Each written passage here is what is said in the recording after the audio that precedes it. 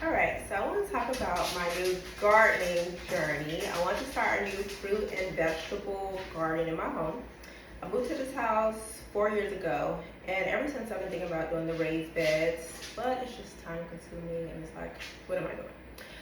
But with everything going on, it's really been on my heart to really start fruits and vegetables of my own. So I was traveling to Virginia, where I'm from, last month or month before, and I picked up these tomato and basil like starter kits. So I'm like, let me start somewhere, right? So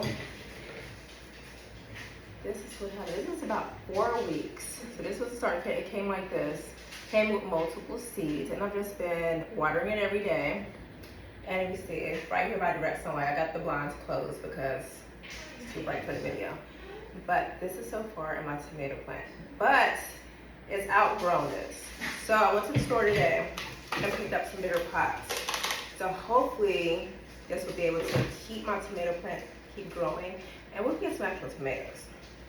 Now for the basil, it has stopped growing, it looks like. And I don't know what's going on with it, but I'm gonna try to repot this as well.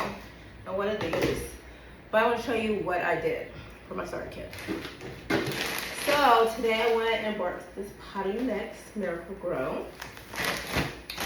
I've been watching my videos and doing my due diligence of other gardeners, and everybody uses this, what's it called? Perlite, if I'm pronouncing it correctly. But it insulates the roots and protects the plants from temperature changes. So I saw everyone sprinkling that in the soil. And of course I get some fertilizer. So this was Dr. Earth, and it's shown it's good for veggies, tomatoes, herbs, fertilizer. Now, this is me just being on a whim. Yesterday I was cooking some sweet potatoes, and I was like, what if I put one in a jar and see if I can get some roots so I can actually start planting my own sweet potatoes. So we'll see how that goes, right? Now, also while I was at the store, my husband said he wants to join in. So we'll see how that goes. Yeah, my camera's going haywire. And with that, he got cantaloupe and watermelon. So I think he wants to make it like a friendly competition. So we'll see where he goes with that. And also picked up some fresh flowers while I was there.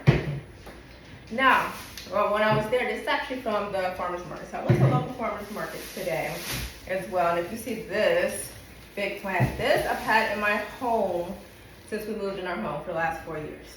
We call this plant New York, New York. My son named it. And she has, if you can see in the camera, she has outgrown the pot that she's in. I'm not gonna pick it up because it's heavy. So I went and bought a bigger pot. You see the difference in size. So I'm gonna replant New York, New York.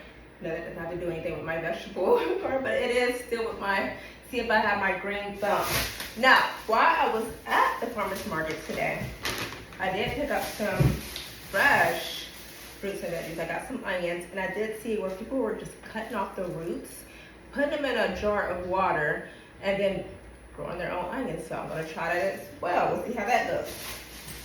I picked up some squash. I think banana squash, and it's like the green squash. So I'm gonna see if we can get some seeds from that. I also picked up some peppers, yellow pepper, red pepper. See if we can grow some seeds from there as well. I've got an onion. I see where people are cutting off the bottoms, putting them in soil and grow. So we're gonna really see if this can, where can I go with this?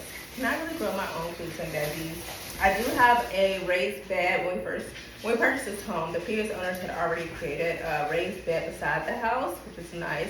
It already has some flowers in there, but the other side is just kind of empty. So I'm thinking about putting some fruits and veggies in the raised beds. But if you watch everyone who starts, they do start them with the pots in the house, and then they move them on to the raised beds. So we're gonna see if that works.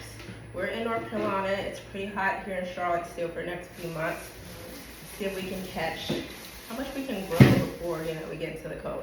I also got an eggplant, but I'm not sure if I'm going to. What we're gonna do with that, I might just eat it. But that's it for now. That's my beginning of my garden journey. Hopefully you stay with me and see how far my green thumb comes. Talk to you soon.